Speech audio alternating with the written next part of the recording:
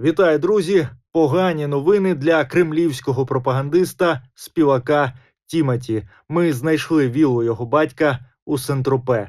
Підписуйтесь на YouTube канал Української правди під цим відео, бо ми починаємо.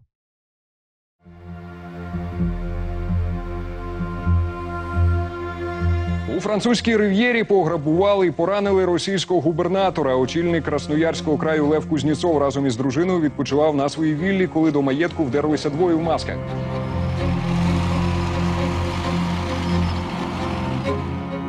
Российский сенатор ввез во Францию сотни миллионов евро в чемоданах. Об этом заявил прокурор Ниццы.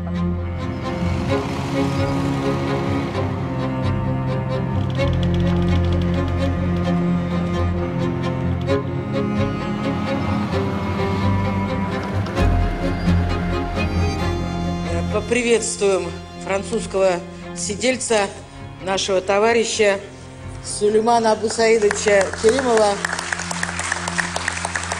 который после длительного перерыва вернулся в нашу команду.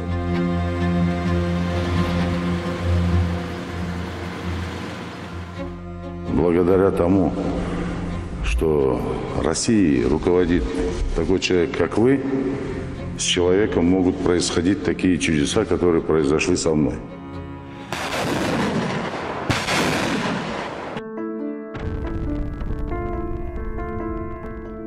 Майно та рахунки низки російських олігархів арештують у ЄС, Великобританії і навіть улюбленому райському куточку товстосумів – Монако. Новий улов. У Франції затримали ще 2 яхти. Цього разу обидві – це майно олігарха Олексія Кузьмічова, члена наглядової ради Альфа Груп. Here, one of the first properties belonging to a Russian oligarch to be seized by France. Последние события убедительно показали. Образ Запада как тихой гавани и прибежища капиталов оказался призраком, фальшивкой.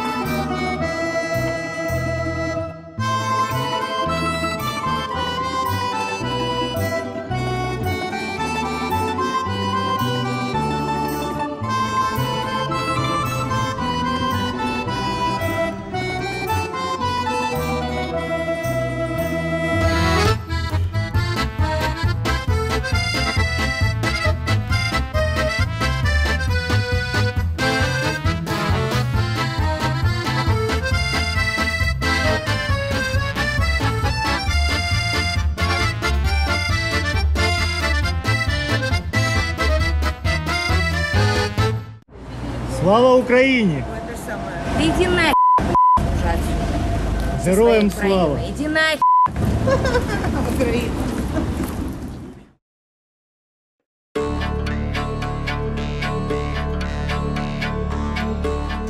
Російські олігархи, сенатори, депутати та навіть звичайні чиновники протягом десятиліть вкладали гроші у цей коштовний лазурний берег Франції.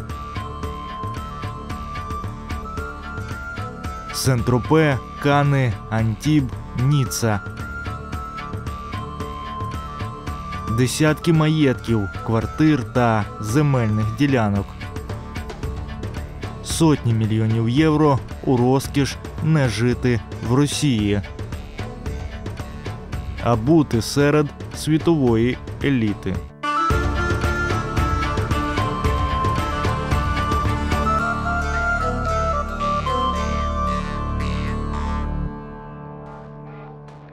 Антіб, Франція. З літа минулого року мальовничий мис, який розташовується між Канами та Ніцею, наче завмер.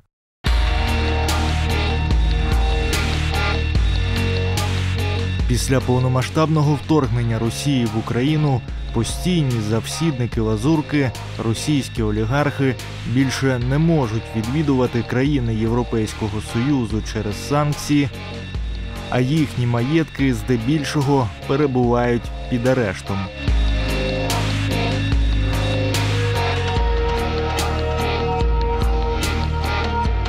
Це одна з найбільших, найдорожчих та найвідоміших віл російських олігархів – Шато де ля Кро. Належить цей палац Роману Абрамовичу.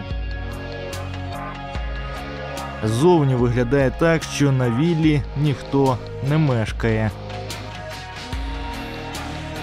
Експерти оцінюють вартість цих угідь від 120 до понад 200 мільйонів євро.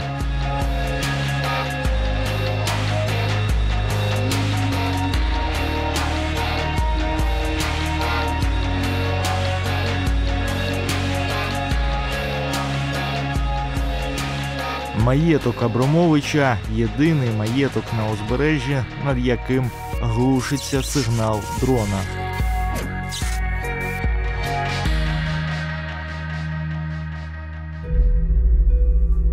Сусід Абрамовича на Антібі, як це не дивно, теж російський олігарх. Член Ради Федерації федеральних зборів Росії, колишній депутат Держдуми, один з найбагатших людей країни, офіційно підозрюваний в Україні у причетності до повномасштабного вторгнення 24 лютого Сулейман Керімов. Пов'язана з Керімовим вілла також стоїть порожня. Як і ще одна сусідня вілла, яка перебуває у власності оточення російського сенатора Керімова. Це вказівники двох віл, пов'язаних з Сулейманом Керімовим. І бачите, чомусь їх замалювали.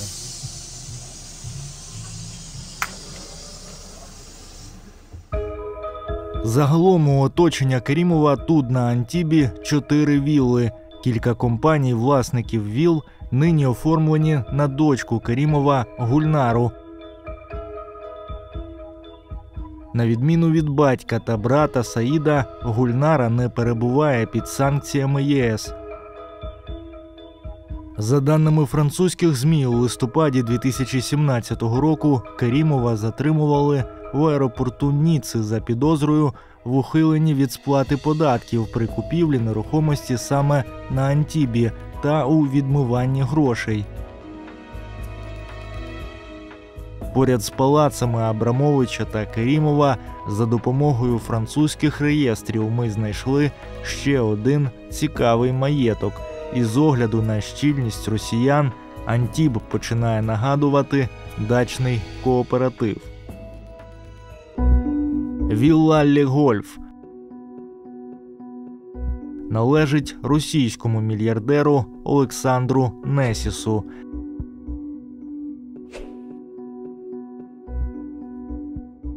Несіс входить у сотню найбагатших людей Росії. Компанія Несіса – одна з найбільших в Росії і світі по видобутку золота та срібла.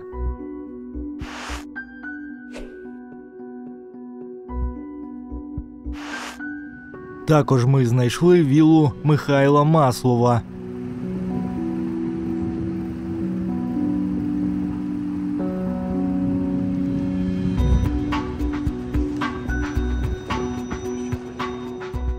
Таке ж ім'я у заступника генерального директора з розвитку бізнесу компанії «Газпромнефтьцентр». Маєток наразі завбачливо оформлено на дружину та сина, а їхня компанія має красномовну назву «Дача».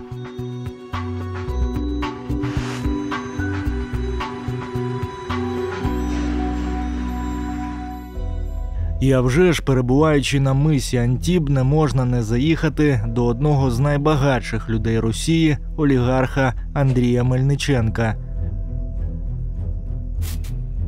Мельниченко був одним із тих олігархів, які прийшли на зустріч до Путіна у перший день повномасштабного вторгнення в Україну.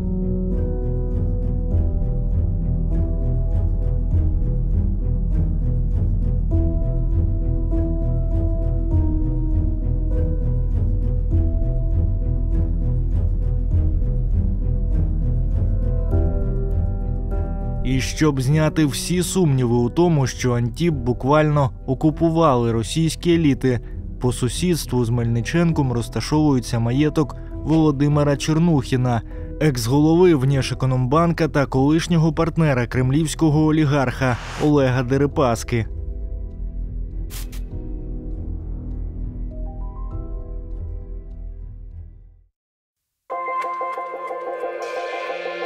До маєтку самого ж Дерипаски звідси потрібно їхати близько години у Сен-Тропе.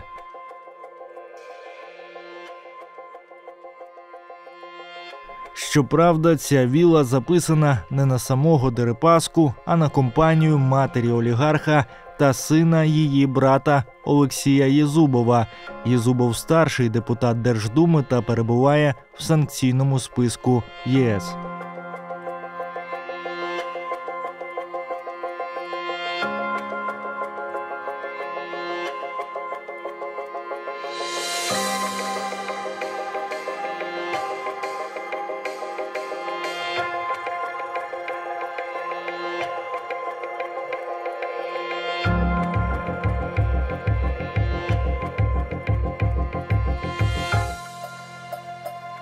Сусід Дерипаски по Сен-Тропе для кремлівського режиму, на відміну від самого Дерипаски, має не фінансове, а пропагандистське значення.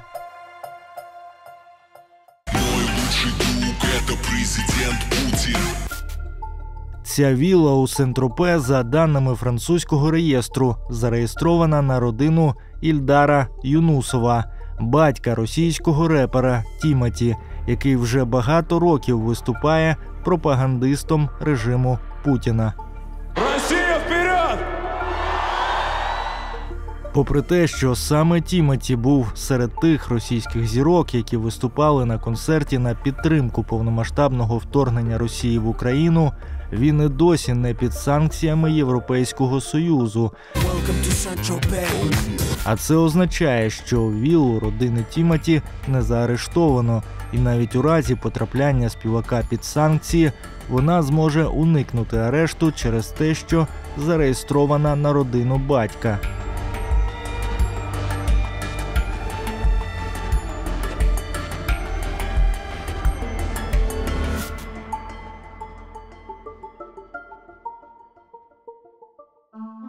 У передмісті Сен-Тропе у містечку Сан-Рафаель є вілла, пов'язана із одним із гаманців та найближчих друзів Путіна – Геннадієм Тимченком.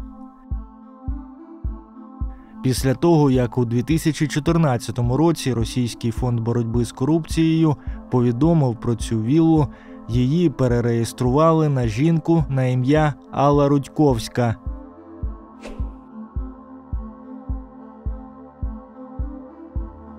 Помічаємо на території вілли ось цю жінку.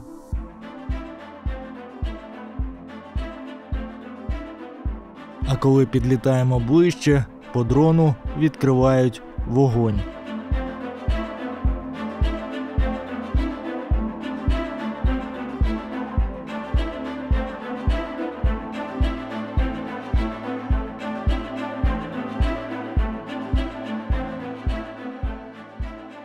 По сусідству ми знайшли віллу родини російського цукрового короля Ігоря Худокормова. Худокормов опосередковано може бути пов'язаний із сином Миколи Патрушева, секретаря Ради безпеки Російської Федерації та одного з ідеологів повномасштабного наступу на Україну.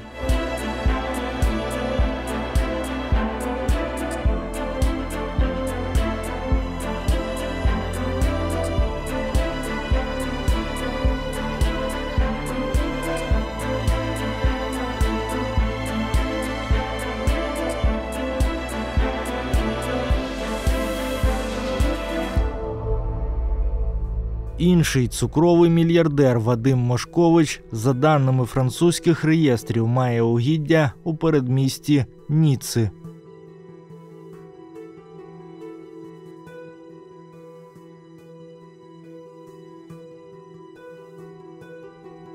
Мошкович входить у сотню найбагатших людей Росії і одним з перших потрапив під санкції Європейського Союзу у березні минулого року після повномасштабного вторгнення Росії в Україну.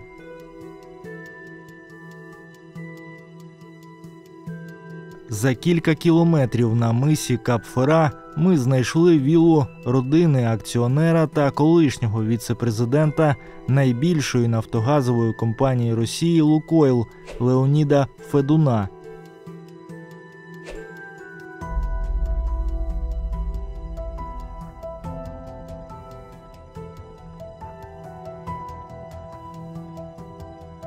Друзі, вступайте до клубу «Української правди», аби підтримати журналістику, яка завдає змін, та зробити свій внесок в об'єктивне інформування суспільства.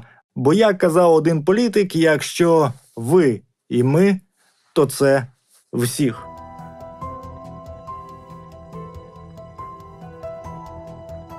Просуваючись далі по узбережжю, можна побачити палац Шато Мале, яке перебуває у власності однієї з найбагатших родин Росії – братів Сергія та Миколи Саркісових. Родина Саркісових входить у топ-10 найбагатших родин Росії, а страховий холдинг Саркісових «Ресо» входить у п'ятірку найбільших страхових компаній країни-агресора.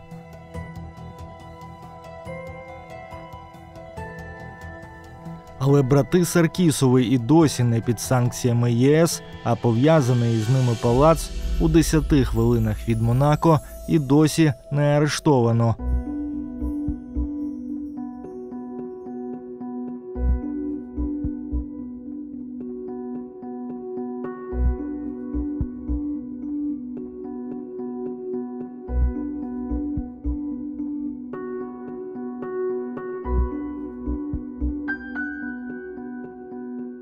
Розповідаючи про майно російських еліт, ми, а вже ж, не можемо не привернути увагу до найтаємничішого об'єкта на цьому мальовничому французькому березі – мис Кап-Мартен. Це останній французький мис перед територією Італії.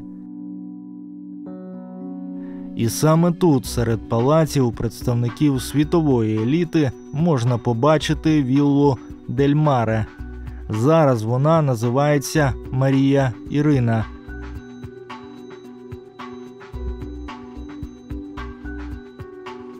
Раніше ця вілла належала диктатору Конго Мабуту Сесе Секо.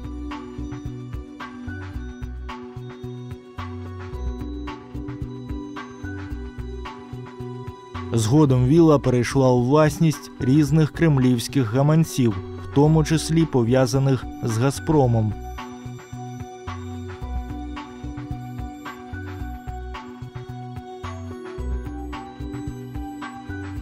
Раніше у ЗМІ були згадки про те, що на цій віллі бачили неофіційну дружину Путіна Аліну Кабаєву. І от зараз вілла Дель Маре у французьких реєстрах зазначається як адреса ведення діяльності компанії мільярдера Самвела Карапетяна. Будівельний холдинг Карапетяна «Ташир» роками отримував замовлення на десятки мільярдів рублів від управління справами президента Росії, «Газпрома» та інших напряму пов'язаних із Володимиром Путіним державних структур. Варто додати, що з вілли Дель Маре відкривається чудовий вид на князівство Монако, одне з улюблених місць найбагатших людей з усього світу, серед яких, а вже ж, є і Володимир Путін, людина, яка все своє життя офіційно служила державі. Ну скажи дедушке, за кого голосовал-то? Вы сильно прогадали. Да.